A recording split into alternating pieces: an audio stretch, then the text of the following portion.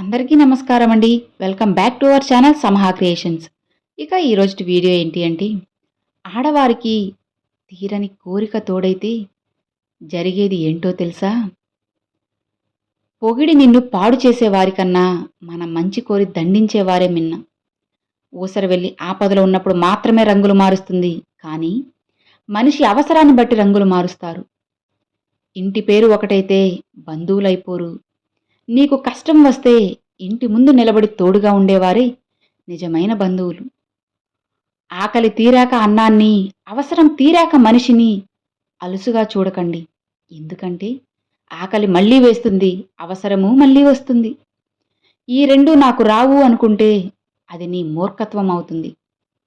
ఒక్కటి గుర్తుంచుకోండి, గౌరవం, ప్రేమ, అలానే స్నేహం ఈ మూడు భిక్షగా అడుక్కుంటే వచ్చేవి కాదు. నువ్వు నచ్చి, నిన్ను మెచ్చి వాటంతట అవే నీ దగ్గరకు రావాలి. అలా వచ్చింది ఏదైనా సరే కలకాలం స్థిరంగా ఉండిపోతుందని తెలుసుకో. నిజమైన స్నేహం, అలానే ప్రేమ దొరకడం చాలా అదృష్టం.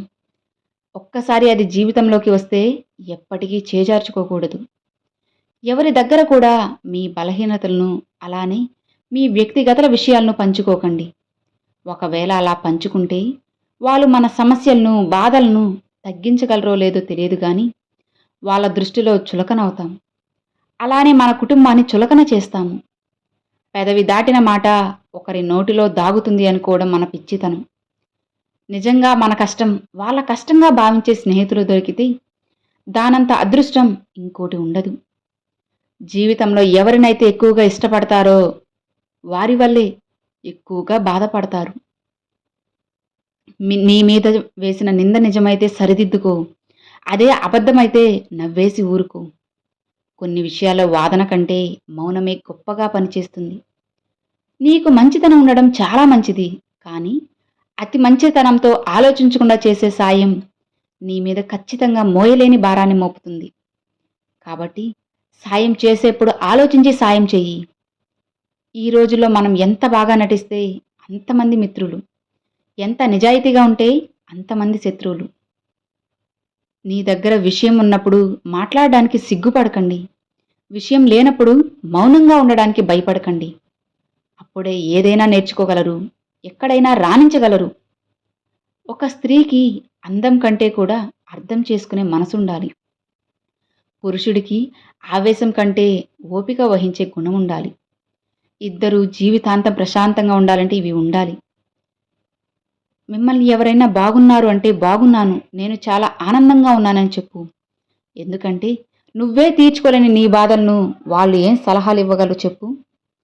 ఊరంతా చాటింపు వేయడం తప్ప. అందుకే కష్టాల్ని, బాధల్ని పంచుకోవాల్సింది ఊరి జనంతో కాదు, నీ యొక్క కుటుంబంతో. అక్కడ నిన్ను అర్థం చేసుకునేవారుంటారు. చుట్టుపక్కల వాళ్ళు మంచి సలహాలు ఇచ్చే రోజులు ఎప్పుడో వెళ్ళిపోయాయి. ప్రాణమిత్రులు కూడా వెన్నుపోటు పొడిచే రోజులివి. అందుకే ఒక్కసారి మన బలహీనత ఎప్పుడూ కూడా ఎవ్వరికీ తెలియనివ్వద్దు. గుర్తుంచుకో, 25 వయసులో ఉండే అందం, అలానే ఓపిక 60 ఏళ్లకు ఉండవు. అలానే 60 ఏళ్ల వయసులో ఉండే అవగాహన, ఆలోచన 25 ఏళ్లకు ఉండవు. పెద్దవారు చెబుతూ ఉంటారు, అది చెయ్యొద్దు, ఇది చెయ్యొద్దు, ఇలా ఉండకు, అలా ఉండకు అని. వారిని అర్థం చేసుకుంటే అన్నీ మంచిగానే ఉంటాయి. అంతేగాని తప్పుగా అపార్థం చేసుకుంటే మన జీవితాన్ని మనం కోల్పోతాము. వారు చేసిన తప్పుల వల్ల వచ్చిన అనుభవాన్ని మీతో పంచుకుంటూ ఉంటారు. మీరు అలా చేయొద్దని, వారిలా జీవించవద్దని, ఏమీ కోల్పోవద్దని ఆశిస్తారు. అందులో వారి స్వార్థం ఏమీ ఉండదు. కానీ కొంతమంది మాత్రం వారిని తప్పుగా అర్థం చేసుకుంటారు. అంతా మన భవిష్యత్తు గురించి మాత్రమే కదా. కాబట్టి పెద్దల్ని గౌరవించండి. గొప్ప గొప్ప ప్రయత్నాలన్నీ హేళనతోనే మొదలవుతాయి. ఒంటి మీద బంగారం కన్నా కూడా మన పక్కన ఉండే మంచి స్నేహితుడి వల్లే మన విలువ పెరుగుతుంది. పైకి కనిపించేంత అందంగా ఎవరి జీవితం ఉండకపోవచ్చు. కొందరు నటిస్తారు, కొందరు నెట్టుకొస్తారు. జీవితంలో గొప్ప గొప్ప స్థాయికి వెళ్ళేంత వరకు చెవులు మూసుకోవాలి. గొప్ప స్థాయికి చేరుకున్న తర్వాత నోటిని మూసుకోవాలి. మరి నిజంగా ప్రేమిస్తే ప్రపంచంలో ఎంతమంది ఉన్నా సరే మనం ప్రేమించిన వారు మాత్రమే అందంగా ఉంటారు. ఎందుకంటే వారే మన ప్రపంచం కాబట్టి. ఎవరి వల్ల బాధపడినా, నొప్పి వచ్చినా, కష్టంగా అనిపించకపోవచ్చు, కానీ ప్రాణంగా ప్రేమించే వాళ్ళు పెట్టిన కష్టం వల్ల కలిగిన బాధ అన్నిటికన్నా ఎక్కువ బాధను కలిగిస్తుంది. గాయం పాతబడినా కానీ గుర్తొచ్చిన ప్రతిసారి నొప్పి కొత్తగానే ఉంటుంది. విడిపోవడానికి కారణాలు వెతికే రోజుల్లో మన బలహీనతలను కూడా ప్రేమించే భర్త దొరకడం గొప్ప వరం. పెళ్లికి ముందు తండ్రి, పెళ్లి తర్వాత భర్త సరైన వారు దొరకని ప్రతి అమ్మాయికి నరకమే కాదంటారా? మొదటి విజయం తర్వాత ఆ గెలుపు తాలూకా ఆనందాన్ని ప్రదర్శించవద్దు. ఎందుకంటే నీ రెండో ప్రయత్నంలో గనక నువ్వు ఓడిపోతే నీ మొదటి గెలుపుకి కారణం అదృష్టమని చెప్పడానికి చాలామంది ఎదురు చూస్తూ ఉంటారు. కష్టం విలువ, ఇష్టం విలువ ఒకరు చెప్తే తెలిసేవి కాదు. స్వయంగా అనుభవించి అనుభూతి చెందితేనే తెలుస్తాయి. లేదంటే ఎదుటివారు పడే కష్టం తేలిగ్గా, చూపించే ఇష్టం చులకనగా కనిపిస్తుంది. నీ జీవితపు పుస్తకాన్ని ఎవ్వరికీ తెరిచి చూపించకు. ఎందుకంటే నీ భాష కొందరికి మాత్రమే అర్థమవుతుంది. అంతేకాకుండా ఎప్పుడైతే మన విషయాలు, మన కుటుంబ విషయాలు ఇంటి నుంచి వెళ్తాయో అప్పుడే అవి సమస్యను తెచ్చిపెడతాయి. కుటుంబ గుట్టుని బయట పెడితే ముందుగా లోకువయ్యేది ఎవరైతే బయట పెడతారో వారే అని మర్చిపోకూడదు. సహనం అంటే దండించే అధికారం ఉన్నా దండించకపోవడం. ప్రేమంటే వదిలిపెట్టే అవకాశం ఉన్నా వదలకపోవడం. వ్యక్తిత్వం అంటే ఎన్ని చెడగొట్టే పరిస్థితులున్నా చెడిపోకుండా బ్రతకడం. మనల్ని వదిలిపెట్టి వెళ్ళిపోయే వారిని వెళ్ళిపోమని దారి ఇవ్వాలి. నమ్మి ఉన్న వారిని మాత్రం ప్రాణం ఇవ్వాలి. బ్రతిమలాడి ఎవ్వరిని జీవితంలో ఉండమని కోరుకోకండి. ప్రేమ, ఆప్యాయత, అనురాగం ఏదైనా సరే ఎదుటివారి మనసులో నుంచి రావాలి. అలా బ్రతిమలాడి ఏర్పరచుకున్న బంధం కొంతకాలం తర్వాత నువ్వు ఎంత నమ్మకాన్ని, ఇష్టాన్ని, ప్రేమని చూపించినా వారికి అర్థం కాదు.